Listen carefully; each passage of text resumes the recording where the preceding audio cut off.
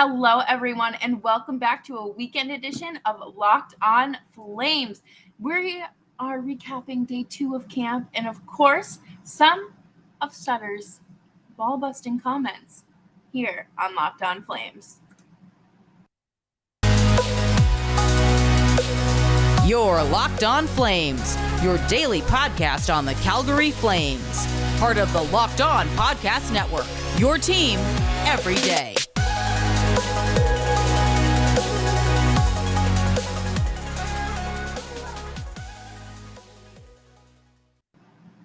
Well, hello everyone, and welcome back to Locked On Flames. As always, I'm your host, Jess Belmosto, and thank you so much for joining me here.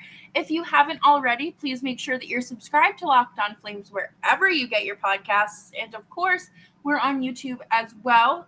It's all free, so make sure that you're connecting with us across all platforms. Like, subscribe, comment, answer the question of the day in the comments on YouTube, and let's jump right into this. Sutter said it himself. The Flames are in better shape physically than they were this time last year. And my favorite part of training camp is when they do those fitness tests, because I think it's just so, obviously it's important for them to train. You know, they got to be up to par and in shape in order to play hockey. But I love when they name the top 3 fittest Flames. And this time it was Dylan Dubé coming out on top. So you'll love to see it. But in more important news, Andrew Mangiapane looks to be closer to returning. He was listed as a non-participant in Group 1 versus not being off the list. So it's great to see that he is coming back. But something that's interesting to note, Pospisil and Milosh remain with NHLers, while Pelletier and Mackey are in the AHL group. Now, these are things that you can't read too much into. I think it's important to just, take this with a grain of salt because, again, it is only day 2 and so many things can happen between now and whenever Sutter may decide to switch up the roster or the groups. But I think it's just, important to get reacclimated or acclimated with your teammates, especially if you're coming in from the AHL and you are kind of looking for the opportunity to break out in camp. You want to have a standout season or a standout session. So, it's just one of those things where it's a double-edged sword if you look at it. Like, oh, well, they're not getting a chance to play with the NHLers, so they're obviously being given the short end of the stick. Or, there's these 2 guys that, they're being overshadowed in the NHL group when it should be these people. And it's just like, we don't know what Sutter is thinking. We don't know anything about him. Well, we do know things about him, but his method, we don't know the method to his madness at the moment. And that's okay because, again, it's only day 2. They don't play hockey until Sunday night. And that is crazy to think about, that the Flames play hockey tomorrow night. And, of course, it is preseason. Preseason is not any indication of what could happen. You don't get a trophy for winning preseason games. You aren't dubbed a Stanley Cup champion. But it's nice to see a lot of players kind of, like I said, get reacclimated and find their way into the organization. I have absolutely been loving Kadri and Sutter. I think that they're both in each other's ears, and not in like a, gossipy way, I don't think, but in more of a, hey, like, what can I do kind of way, or how do you want me to challenge my line mates? Because these 2 line mates that I have are on PTOs. What do you want me to do? It's kind of like when you're shadowing someone at work and you're mentor or that person you're following around has you do certain tasks or has a certain agenda of, what is expected and, ways to switch it up a little bit. So definitely interesting to look at that. And I love to see it. I think that, Kadri is a Sutter guy and he's going to fit very well in here. And Weegar, they're still working on the Weegar extension.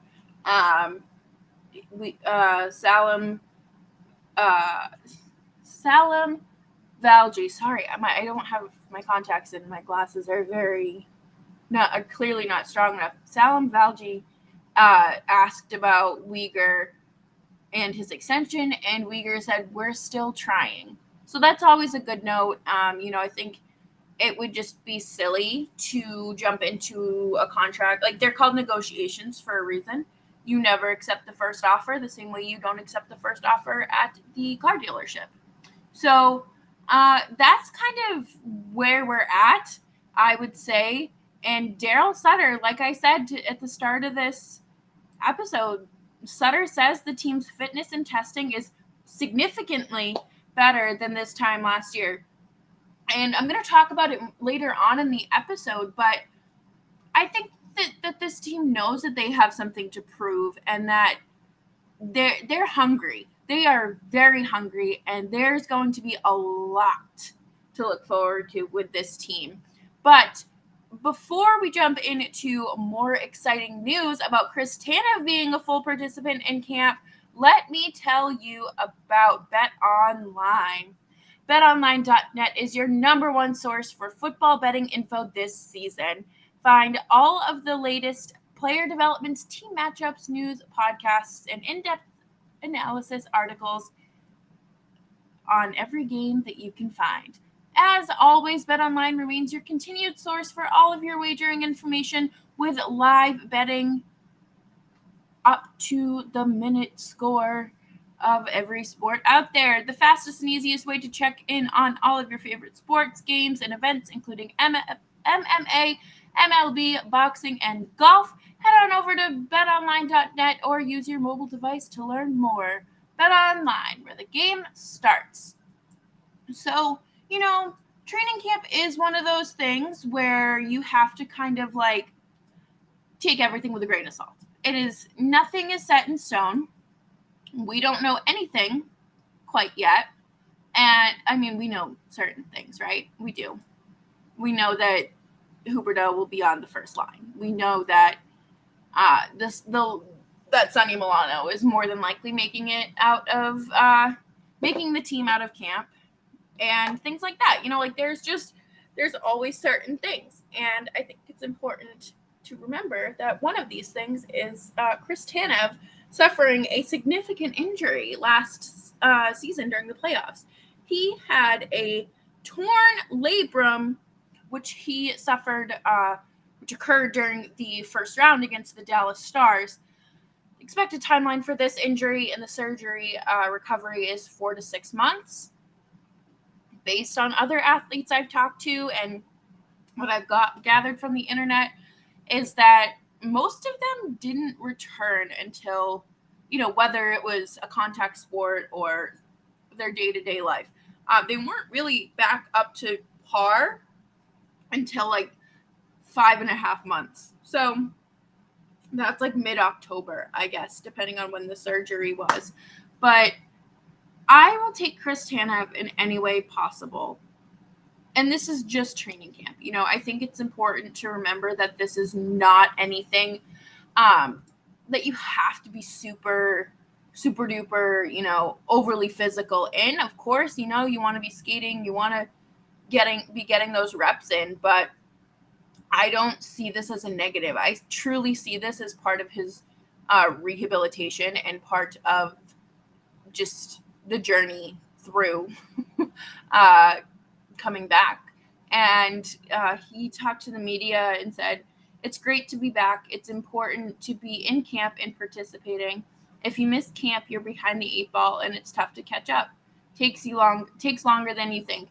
And I think that's so true, because no matter if you suffer an injury, in the playoffs or at the start of the season or at any point in the season and you're able to come back, you are playing catch up because your teammates have been skating all this time. They haven't taken time off to rest and recover. You have. And it's just like anything.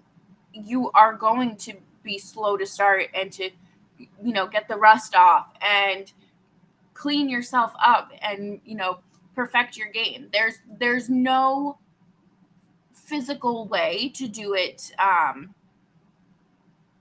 any other way unless you're being very unhealthy about it, and I don't think that is something anyone wants. But he says he's still technically recovering, and just because he's a full participant doesn't mean that he's ready to go opening night.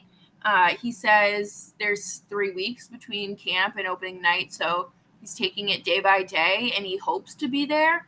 But one thing that I do like, and I think is making a big difference, is him being paired with the new guy, Mackenzie Weegar. I like this. I think that it's just an obvious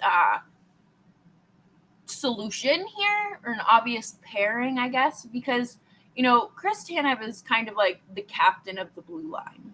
He's been in the league a long time. He's a very skilled defenseman.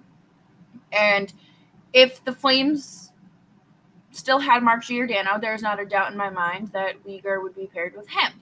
It is about, getting this player acclimated and familiar and building chemistry with your teammates. It's important to have that chemistry and to have something that, you feel comfortable so you can go out there and play.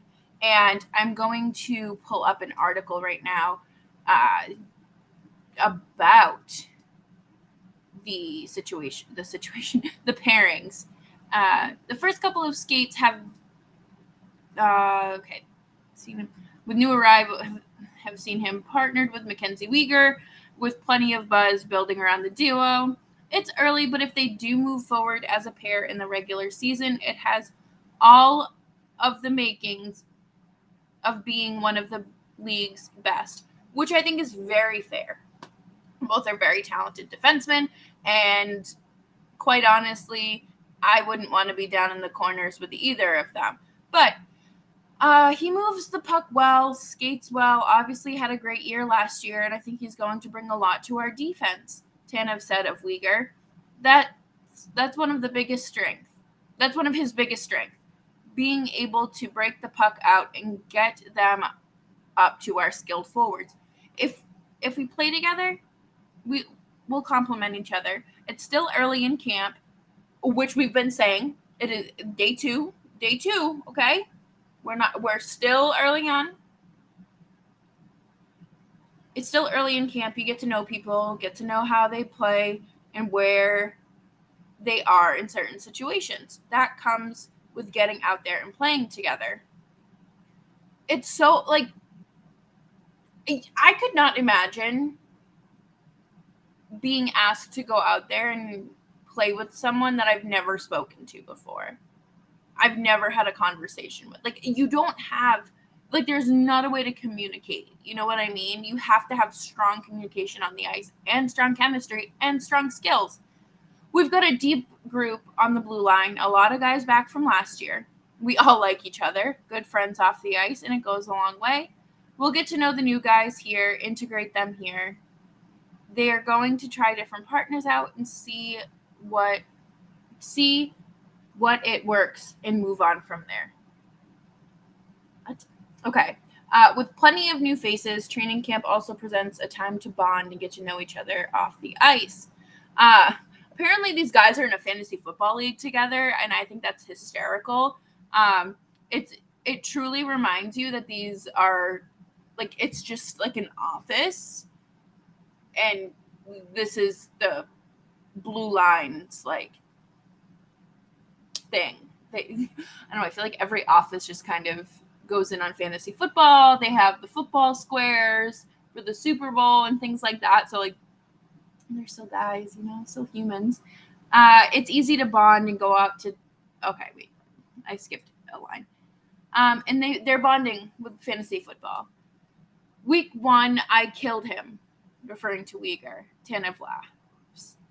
But I lost last week, so I'll have to get off my high horse.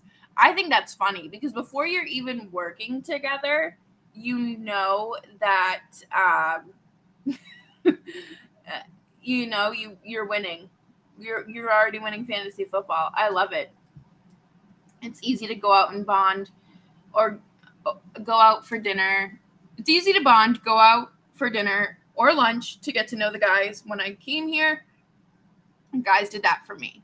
It's hard going to a new team, especially going from Florida to Calgary.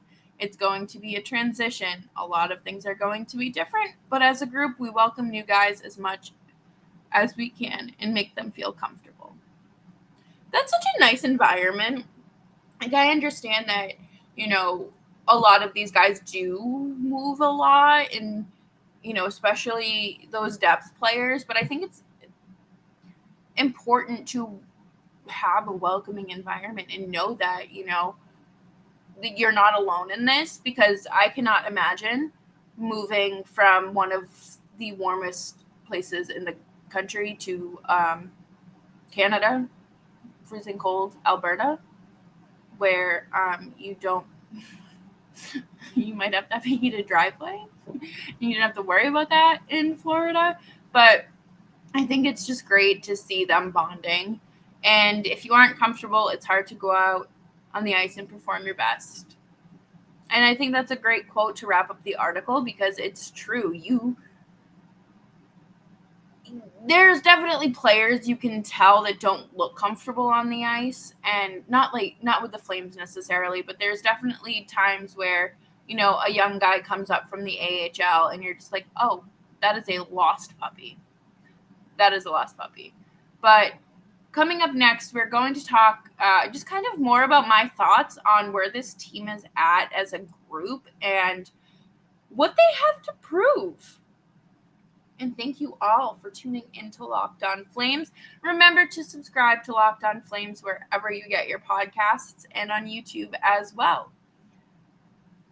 I really think that this is a good group. And I think that there's this kind of unspoken, not rule, but kind of a narrative maybe of, okay, we lost 200-point players, and now we have to show that Calgary is the place to be.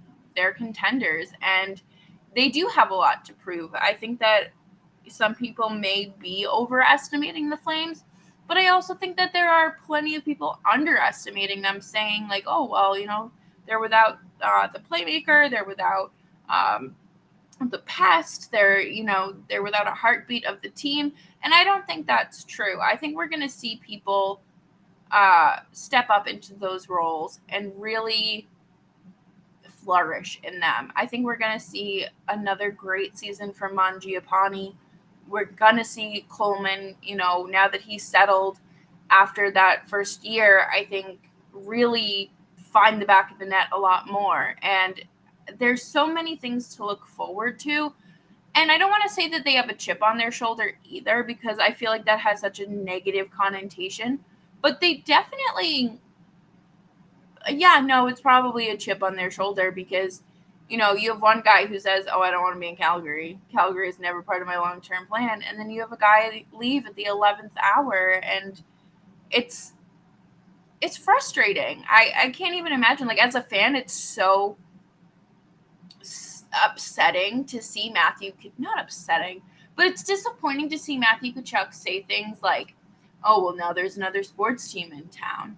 And it's yeah, I get that, but also I get it because I also live in the middle of nowhere with really not much going on, and it's very understimulating for my brain and my happiness. But I don't know, it rubs me the wrong way. And I don't think Gaudreau has anything negative to say about Calgary. He loved it here. Meredith and him loved it here. So it is what it is. You have to move on from it. But this new group is just I think that this is the group that's going to take it deep. Now, that doesn't mean that's going to be this year, but I do have a feeling this team, the longer that they stay together and the stronger that they build, their chemistry, their communication, it's a very talented group. And I think, as the big contracts come off the book, with Lucic, and he's really the only big contract left because they traded Sean Monahan. But I think that they'll be able to finagle players and bring in more than what they have and what they're getting for right now. I think it's so important to remember that it's the start of camp. The season has not started. The regular season has not started yet. We are still very early in this, and it's going to be okay. Like, this team is special. I have a really good feeling about it, and maybe it's just like the hungover emotions from last year's group, but I do think that this is a talented team that's going to go far and has plenty to prove. And that will do it for today's episode of Locked On Flames with special weekend edition here. Thank you all so much for tuning in. I greatly appreciate it.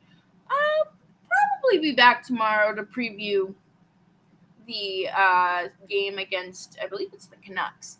So we'll see how that goes, and I will catch you all later. Bye-bye.